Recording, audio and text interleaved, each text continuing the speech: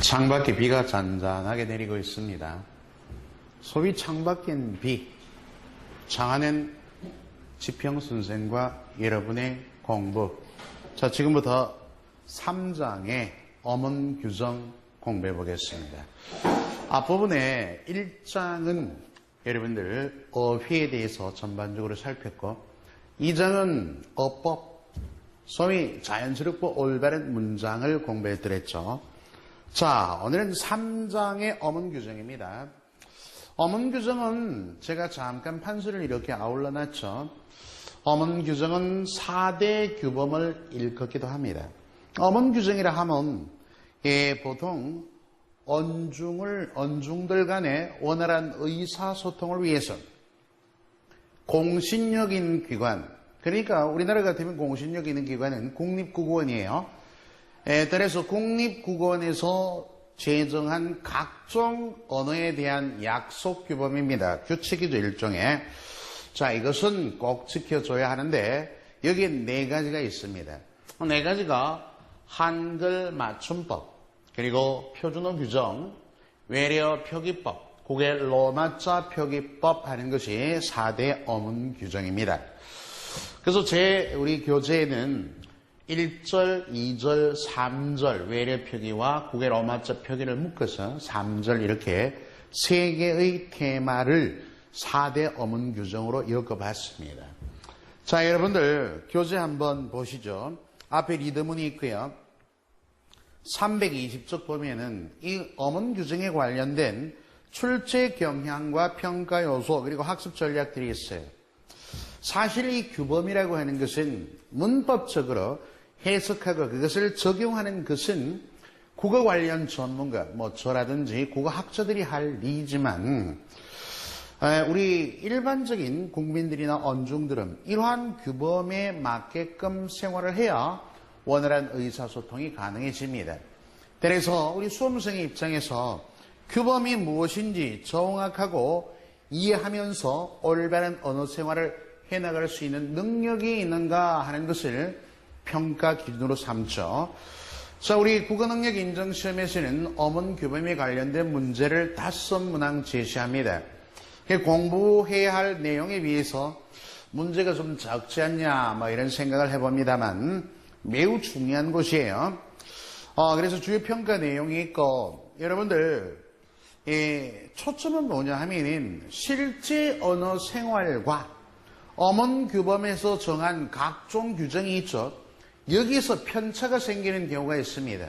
규범에는 이렇게 정해있는데 실제 언어 생활에서는 오용 사례가 있는 것들을 집중적으로 묻고 있다는 점 상기하시고 학습에 임해주시면 좋겠네요.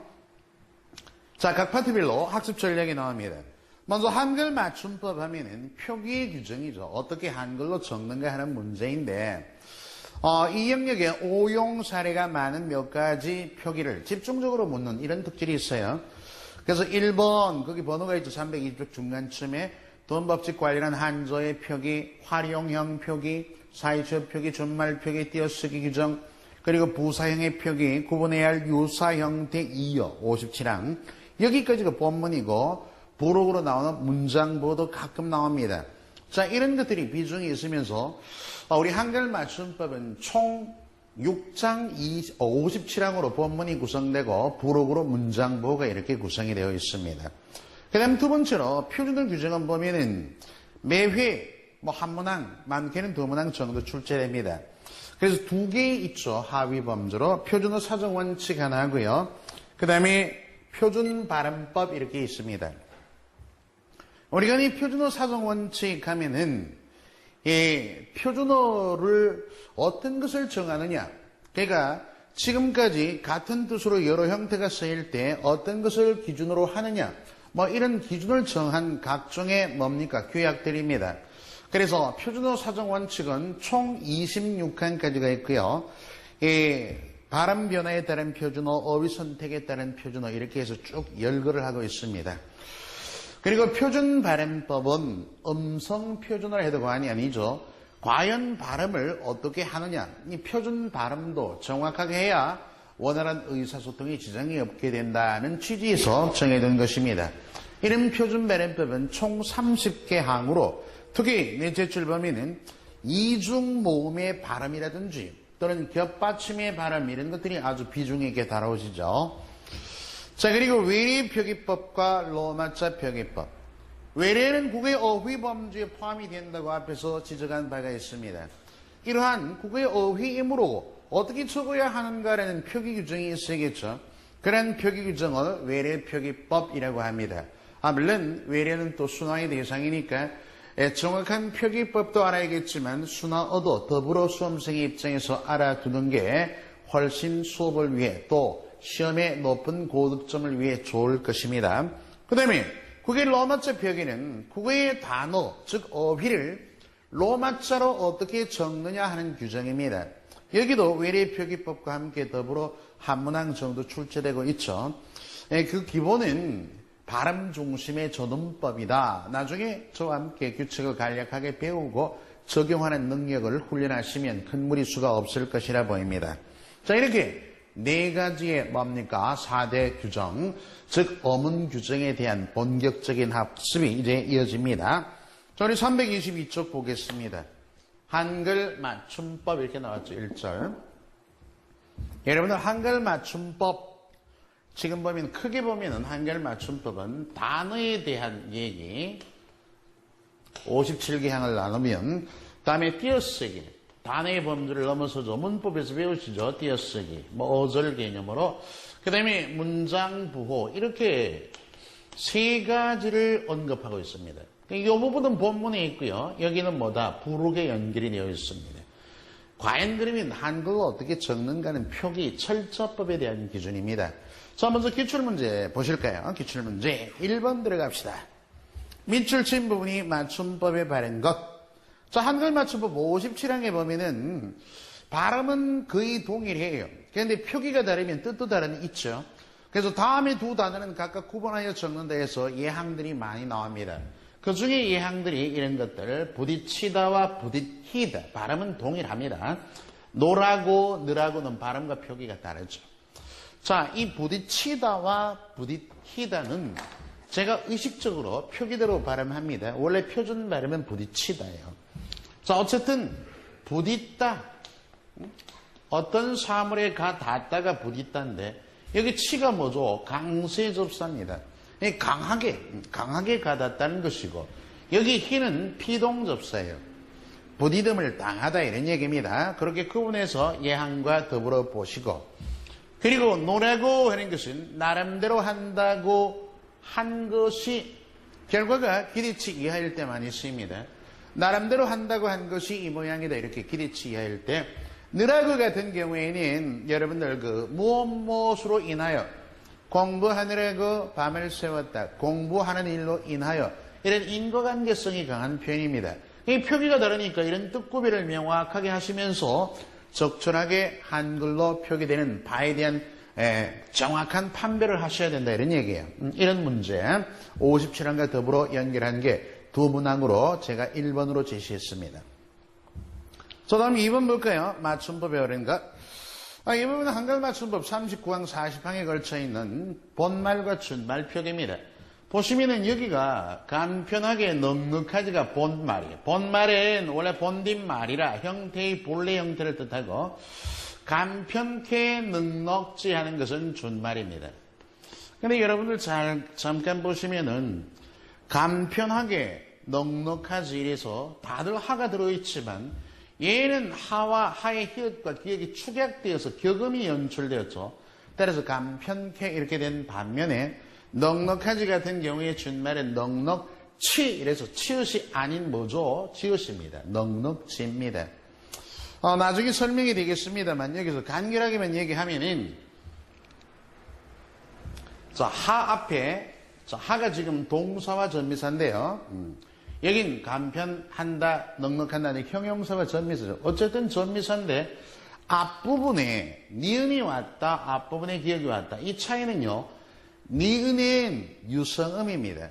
그러니까 여러분들 유성음은 성대가 울려나는 소리로 모든 모음이 유성음이고 다음에 장 가운데 유성음 그러면은 어떤 게 유성음이냐면 니은, 미음, 이응, 리을 이 네 가지가 자음 가운데 유성음이에요. 유성절.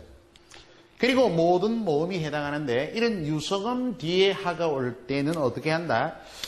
뒤에 오는 기역과 이렇게 안은 빠지고요. 축약에 대해서 격음이 연출된다 이런 얘기예요. 격음 표기. 준말이 그렇다는 거예요. 그런데 넉넉하지 같은 경우에는 기역은 유성음이 아닙니다. 성대가 울려내는 소리가 아니에요. 그래서 자음 가운데 유성음은 금방 언급했듯이 니은, 미음, 이응, 리을이면 나머지 자음은 모두 무성음입니다. 무성음이 오고 하가 올 때는 하가 아예 하 전부가 빠집니다. 그래서 줄어들어요. 그러면 하가 빠지니까 뭡니까? 히읗이 없으니까 축약되어서 격음이 연출될 이유가 없죠. 따라서 넉넉치가 아닌 넉넉지로 표기된다 하는 것이 여러분 39항 40항의 본말 준말의 기본 원리에 따른 용법들의 적용입니다. 이 문제가 연결이 되어 있고요. 자, 3번 문제 한번 보세요. 띄어쓰기 나왔죠. 띄어쓰기 보면은 차 한 대 할 때 이 대는 단위 명사입니다. 단위를 나타내는 말을 띄었습니다. 층도 단위를 나타내는 명사이지만 가령 6층에도 마찬가지. 그래서 이럴 경우에는 숫자와 붙여 쓰고 다음에 이런 6층에서 뭡니까? 바로 순서를 나타내는 이런 말들은 붙여 씁니다. 일반적으로. 이게 단위 명사이긴 하지만 그리고 국장 겸 과장할 때 겸과 열 내지 스물은 앞뒤로 다 단독으로 띄었습니다. 이런 말은 두 말을 이어주거나 열거하는 말은 띄어쓰게 되어 있죠. 자, 이런 띄어쓰기 규정을 얼마만큼 알고 있는가 하는 데 대한 물음이었죠.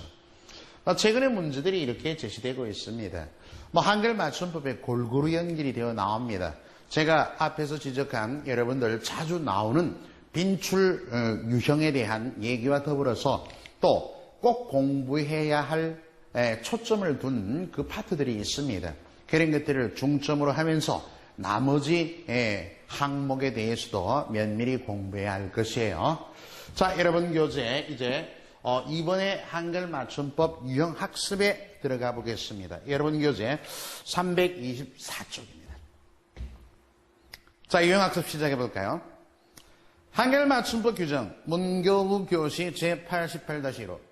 이때 문교부 고시라는 건 지금의 교육인적 자원부죠. 그 당대는 문교부였어요. 88 하면 1988년입니다.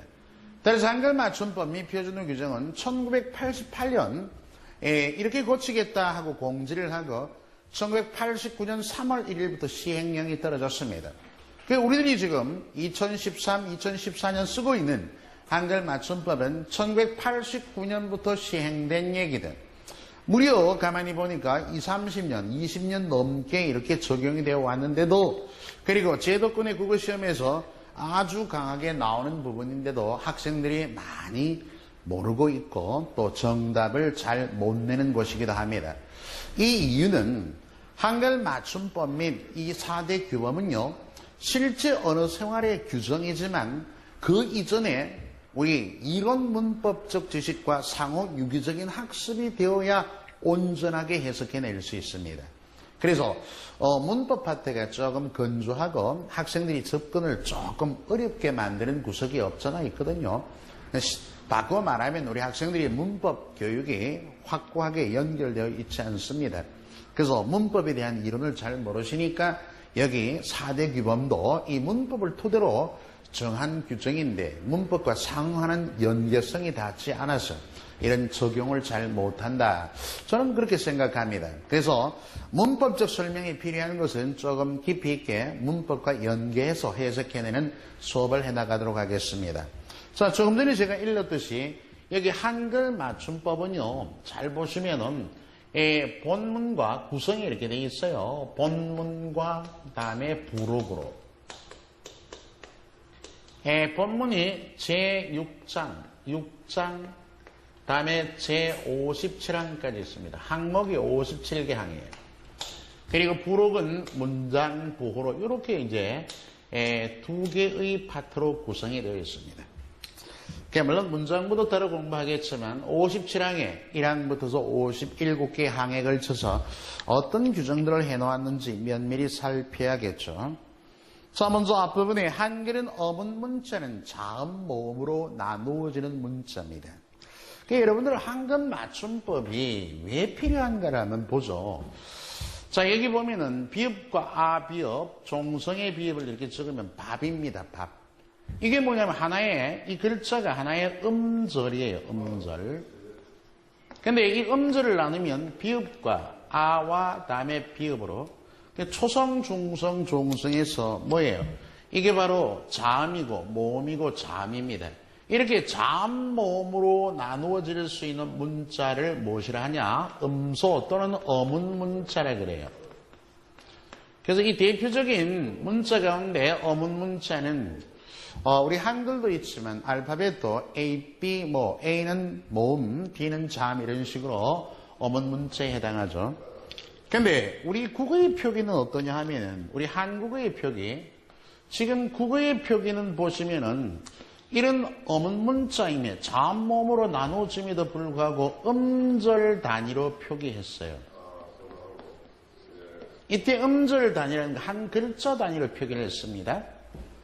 그러니까 이게 음절 단위는 발음이에요. 발음이 되는데 발음 단위로 표기를 했기 때문에 자, 이런 표기를 무엇이라고 하냐면 여기 종성을 아래로 달았죠. 그죠? 그걸 바로 모아쓰기라 그래요. 모아쓰기. 우리 한글의 표기는 음절을 적을 때 모아쓰기를 합니다. 근데 쉽게 말하면 영문 표기, 알파벳 같은 경우에 영문 표기는 예를 들면 A, B, O, U, T잖아요. A, B, O, U, T. about가 되면은 그러면 여기 보니까 A 모음, OU 모음, BT가 자음인데 이렇게 쭉 가로로 쭉 썼습니다. 우리 그 한글은 말이에요. 여러분들 자음 모음 다음에 여기 받침을 이렇게 적었어요. 받침, 이 종성. 받침 표기를 한 것을 뭐라 그런다? 여기 나오는 모아쓰기인데 이것은 받침을 따로 안 적습니다. 순열식으로 가로로 적는 이 표기를 뭐라 그런다? 이런 표기를 풀어쓰기라 그래요. 풀어쓰기를 하면은 맞춤법이 크게 신경을 안 써도 됩니다만 모아쓰기를 하면 이 종성을 어떻게 적을까? 자, 이제 얘기는 됐죠, 어느 정도. 보면은 예를 들어서 밥이 있다. 이럴 때 표기는 밥과 이로 따로따로 적지만 실제 발음을 하게 되면 밥이 이렇게 됩니다. 표기는 이런데 발음은 이래요. 표기는 이렇게 음절 단위로 표기했는데 발음이 이렇단 말이야. 그래서 이런 표기, 의미, 뜻 위주로 종성을 달아주느냐 아니면 이렇게 종성이 발음 위주로 초성으로 옮겨간 대로 적느냐 이런 문제점이 생기게 됩니다. 이러한 종성 표기를 어떻게 하느냐 이런 문제에서 이제 한글 맞춤법의 규정 설정이 필요한 것입니다. 자, 이렇게 표기를 할 때 의미 기준으로 이렇게 적는 것을 뭐라 그런다? 표의적 표기라 그래요. 표의적 표기. 그리고 이렇게 발음 중심으로 이렇게는 안 적지만 가령 적었다고 가정하면 이걸 뭐라 그래요? 표음적 표기라 그래요. 자, 우리 한글에 그러면 표의적 표기인가 표음적 표기인가 할 때 이렇게 적으니까 표의적 표기 아니겠습니까? 하지만 나중에 규정을 쭉 같이 공부하고 살피다 보면은 표음적 표기도 많습니다. 그래서 표의적 표기 플러스 표음적 표기가 어떻게 표의 표기와 표음적 표기가 가미된 표기가 가장 이상적인 표기라고 생각하고 규정을 쭉 살피면서 아하 이것은 표의적 뜻 위주구나. 다음에 이것은 발음 위주의 표기를 했구나 하는 식으로 이해를 하셔야 됩니다. 자, 유형학습에 대한 얘기예요. 자, 그래서 저와 함께 이제 1장 총칙부터서 공부를 해나가자고요. 1장 총칙에 2개의 항이 있습니다. 1항의 한글 맞춤법은 표준어를 소리대로 적다. 자, 발음대로 소리대로 적으면 뭐예요? 이게 표음적 표기란 말이죠. 그리고 어법에 맞도록 한다. 어법에 맞도록 하는 것이 뭐예요? 뜻 위주의 표의적 표기란 말이에요. 그러니까 둘을 혼용했다 이런 얘기입니다. 그래서 설명지가 있죠. 그죠? 여러분 공부하실 때 색상이 있는 이 부분이 그 한글 맞춤법 규정에 대한 얘기고 밑에 줄글로 달아놓은 서술형의 문장들이 제가 더 보충한 내용들입니다. 보충한 내용에서도 문제가 많이 연결이 되고 또 이해를 돕고 있는 내용이니까 반드시 알아두셔야 돼요. 2항, 문장의 각 단어는 띄어쓰기를 원칙으로 합니다. 띄어쓰기 개괄적인 원칙인데 이걸 잘 보시면은 단어가 띄어쓰기 기준이다 하는 것 알아두시고요. 그런데 조사도 하나의 단어로 인정합니다. 국어의 문법에. 그러나 조사는 윗말에 붙여서는 예외도 있죠. 자, 3항 보죠. 외래는 외래의 표기법이에요. 또 4대 규범 가운데 외래의 표기법 따로 정해 놓았습니다. 거기에 준해서 연결하면 될 터이고. 자, 2장 이제 자무가 잠과 몸입니다. 자, 4항에 한글 자무의 잠과 몸의 수는 29자는 기본 글자 수죠. 그러니까 자음이 14자, 몸이 10자, 24자인데 그 순서와 이름을 다음과 같이 정합니다. 여러분을 보면은 거기 4항이 있어요, 이제. 항으로 이제 이렇게 쓰면 4항이다. 이렇게 연결을 합시다. 같이. 그래서 자무의 수는 24개고 그 순서와 이름, 한글 잠몸의 순서와 이름을 최초로 정한 문헌이 뭐냐 하면은 조선시대 때, 조선 전기입니다. 중종 22년에 최세진이에요. 조선 중종 때, 그러니까 중종 22년입니다. 이럴 때 최세진이라는 언어학자가 최초로 한글의 뭡니까? 순수와 이름을 오늘날과 똑같지는 않지만 거의 유사하게 적었습니다. 그러니까 보니까 기역, 니은, 디귿, 리을, 미음, 비읍, 시옷, 이응 딱 나오죠. 기역, 니은, 디귿, 리을, 미음, 비읍, 시옷, 이응. 그 다음에 지읒, 치읒, 히읗, 티읒, 피읒, 히읗. 자, 우리 친구들 중에서는 이 순서도 잘 이해 못하시는 분이 있죠. 이해할 건 아닙니다만 기역에서 이응까지, 다음에 지읒하고 여기는 기역의 격음, 된소리입니다. 기역, 디귿의 격음, 기역, 디귿, 다음에 비읍의 격음, 이응의 격음 이런 순서대로 조각이 되어 있어요. 이 중에 사실 이 자음은 이 자음을 발음해 보세요 하면 발음을 하는 사람이 뭐 기역 그러는데 발음이 안 됩니다. 자음은 단독으로 발음이 안 돼요. 단지 기역이라고 이렇게 이 명칭 표기예요. 이 자음의 이름, 명칭을 이렇게 적자는 얘기입니다. 그 다음에 디귿. 자, 색상을 달리하는 건 이유가 있습니다. 시옷. 이 셋만 명칭 표기 예외예요. 예외이고 다른 모두는 어디에 준합니다. 그 준하는 것은 이응에 준하면 돼요. 이응. 자, 여기서 이렇게 이 명칭 표기를 이응이라 그러는데 어디에 어떻게? 자, 이런 명칭 표기는요. 앞말의 초성, 첫 음절, 둘째 음절의 이응, 그러니까 종성. 첫째 음절의 초성과 둘째 음절의 종성을 해당하는 자음만 적어주면 됩니다. 해당하는 자음만.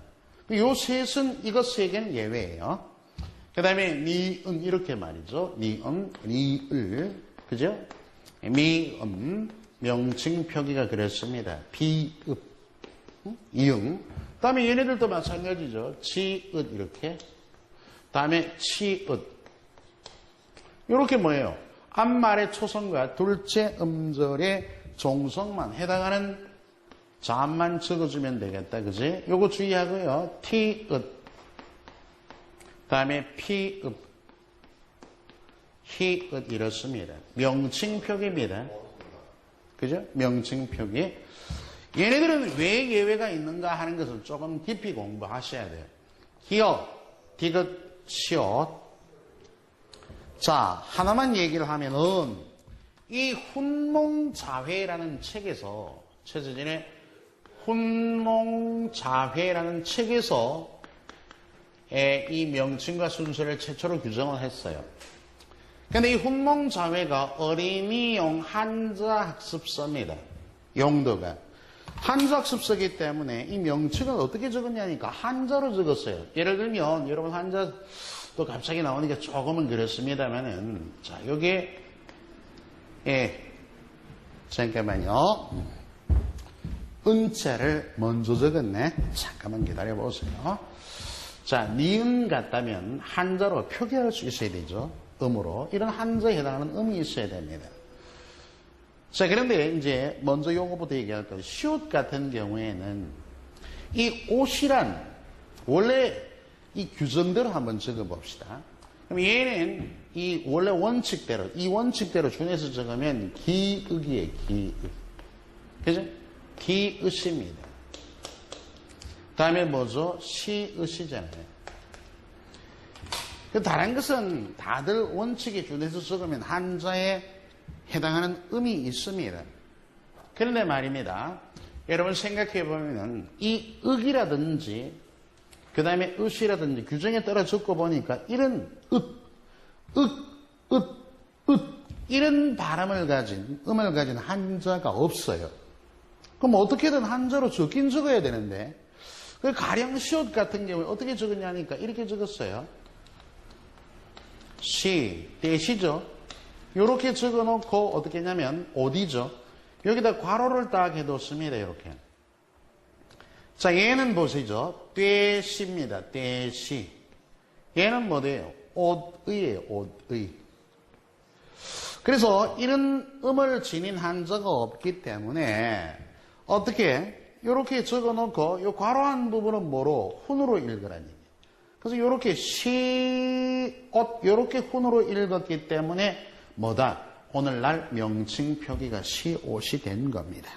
자, 그거 좀 아시고 조금 전에 적다가 말했던 니은 같은 경우에도 여러분 보시면은 이렇게 니은 이런 식으로 적어놨어요. 한자를 조금 아시면 도움이 되겠는데 얘의 도금이 여성입니다. 도금이 여성 비구니 할 때 스물은이에요. 이런 거는 다들 원칙에 이응에 준할 때 이렇게 적으면 한자로 적을 수 있는 음을 지닌 한자들이 다 있어요. 근데 기역과 그죠?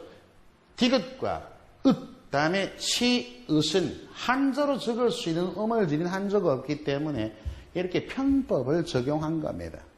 그러니까 여기는 음으로, 여기는 훈으로 이렇게 가로를 해서 시옷 이렇게 해서 오늘날 시옷으로 굳어진 겁니다. 여기 해당하는 것들이 기역, 디귿, 시옷은 명칭 표기에서 예외이다는 걸 알아두시고 자모의 순서와 이름 중종 때 1527년이죠. 여기 연도가 빠졌습니다. 중종 22년이 1527년이에요. 최세질이란 어느 학자가 이렇게 가장 먼저 한자로 표기해서 연결된 것을 준해서 오늘날에 따르고 있습니다. 뭐 조금 다르지만 자, 히읗까지 봤습니다. 여러분들 교재인 325쪽에 한번 연결해 보겠습니다. 325쪽 볼 것 같으면 부침 1번이 있죠. 부침 1번에 쌍기역, 쌍디귿, 쌍비읍, 쌍시옷, 쌍지읒 있잖아요. 그러면 우리 기역에서 히읗까지 14자에다가 기본 글자 14자는 된소리, 쌍기역, 쌍디귿, 쌍비읍, 쌍시옷, 쌍지읒이 포함되어 있지 않습니다. 그러나 실제로 이런 된소리는 사용이 되죠. 그래서 기본 글자 14자 플러스 자음에다가 여기 5자를 더 더하면 된소리 5자 더하면 총 19자입니다. 그리고 모음은 총 21자예요. 그래서 실질적으로 우리가 기본 글자는 24자지만 현실적인 자음 모음으로 쓰이는 글자의 수효는 40자입니다. 그러니까 자음이 19자, 모음이 21자 이렇게 해서 자, 부침 2번 볼까요? 사전에 올릴 적에 자모 순서는 다음과 같이 정합니다. 그러니까 기역 다음에 니은이 아니라 쌍기역. 된소리는 그 평음 뒤에 순서가 정해집니다. 기역 다음에 쌍기역, 니은, 디귿 다음에 쌍디귿 이런 식으로. 모음의 순서 조금 알아두셔야 됩니다. 요즘 문제가 가끔 나와요. 그래서 사전에 등재 순서 같은 경우 우리 국어사전의 등재 순서에서 먼저 자음을 살피죠. 그죠? 자음은 어렵지 않습니다. 왜? 우리 흔히 기역, 니은, 디귿, 리을 이런 일반적인 순서로 나가되 기역 다음에 뭐다? 쌍기역이 나오고 그러니까 니은 다음에 디귿 다음에 쌍디귿 이런 순서로 그러니까 이런 된소리들은 14자가 쭉 있고 된소리들은 그 해당하는 뭐예요? 바로 평음 예사소리 뒤에 순서를 잡습니다. 그렇게 잡아 나가면 되고요. 모음은 어떻겠냐 하면은 모음의 순서가 시험에 잘 연결이 됩니다. 한번 보시면요, 모음의 그 등재 순서를 한번 엮어보도록 하죠. 모음은 일단 보세요. 여러분들 이 순서부터 아셔야 됩니다. 아, 야, 여, 다음에 오하고 요 사이는 간격을 좀 두세요. 오, 요, 그리고 우하고 유도 마찬가지입니다. 우유, 이 이래요. 10개 기본 결자들. 아야, 어요, 오요, 우유, 이는 알아두셔야 됩니다. 기본적으로. 자, 그래서 한 번 더 적어보세요. 아, 야, 여, 그 다음에 이렇게 한 번씩 더 적어놓고, 특히 주의해야 할 것은 오와 요 사이, 그 다음에 시험 문제 집중적으로 나오는 게 여기에요. 우와 유 사이입니다. 여기는 단모음이나 이중모음들이 3개 들어갑니다. 그러니까 이제 무슨 얘기냐면은 여기 오 이렇게 적으시고 오 그 다음에 여긴 우 3개 들어가니까요. 이렇게 적으시고 어떻게 됩니까 하면은 자, 또 순서 들어갑니다. 아, 오가 양성모음이니까 다음에 이 그리고 이 이렇게 이런 순서예요. 아, 이 그 다음에 어가 음성모음이니까 여기는 어때요? 다음에 이 그리고 이에서 위 이렇게 해서 순서가 21개의 사전 등재 순서. 모음의 순서를 잘 아셔야 됩니다. 무슨 얘기냐면은 시험제가 많이 나왔었어요. 우리 구름, 예를 들어서 귀신, 다음에 괴상. 그죠? 다음에 궤도. 5번에 궤도. 이런 궤도도 있죠. 자, 다음 보기를 딱 제시해놓고, 다음 보기의 단어들을 사전의 등재 순서로 빠르게 연결한 것은, 물론 토크를 시험에는 조금 아직까지 나오지 않은 문제이지만, 공무원 문제나 수능 문제에 많이 나올. 그리고 앞으로 토크 문제에 나올 수 있는 가능성이 있죠. 그럼 이 순서에 딱 준해보세요. 여기 쭉 한번 쓰시고. 그러니까, 아야, 어요, 오요, 우유, 이 딱 적어놓고, 한 번 더 적죠. 한 번 더 적어놓고 보세요. 이제 이를, 중설모음인 이를 막 이렇게 그어내리면 됩니다. 이렇게. 그죠? 이렇게. 여기는 와, 왜, 위에. 그 다음에 여기도 이를 이렇게. 여기는 필요가 없죠. 자, 이렇게 놓고 여기 이를. 그러니까 앞에 한번 쓰는. 아에, 야에, 어에, 여에, 오와, 왜, 요, 우. 다음에 워, 왜, 위, 유, 의, 이렇습니다. 그러니까 이 순서를 21개를 가만히 두고 막 외려 그러면은 안 이어져요. 아야, 어요, 오요, 우유, 의 10개를 딱 두고 오와 요 사이, 우와 유 사이는 3개 들어간다 해놓고 나머지는 그 뒤쪽에 뭡니까? 한 번 더 적어두고 이를 쭉쭉쭉 내려그으면 됩니다. 자, 그러면 한번 순서를 정해보죠. 자, 여기 보니까 일단은 오, 그죠? 오, 고에서. 자음으로는 이건 알 수 없죠. 자음이 모두 기억이니까. 여기 오입니다. 자, 그리고 얘네들은 우죠. 우. 얘네들은 우잖아요. 앞에가. 우. 그죠? 우. 그래서 가장 먼저 나오는 이 둘 중에 오이냐, 오아이냐. 이게 먼저 나오죠. 오아이니까. 그 다음이니까. 자, 가장 먼저 나오는 게 5번이다. 그지? 5번. 다음에 뭐가 되겠죠? 회상 3번이 되겠다. 그 다음에 이 나머지 3개 중에 뭐가 나오느냐 하면은 우냐, 우이냐, 우어이냐. 당연히 우가 먼저 나오죠. 구역에서니까. 그래서 1번이 다음에 나오고요. 그 다음에 또 어이냐, 이냐. 어이니까 4번이 다음에 수록이 되고 그리고 2번이 가장 늦게 나오겠다. 이 순서로 잡아가면은 답이 됩니다. 연습들 해주세요. 분명히 나올 가능성이 큰 대목입니다.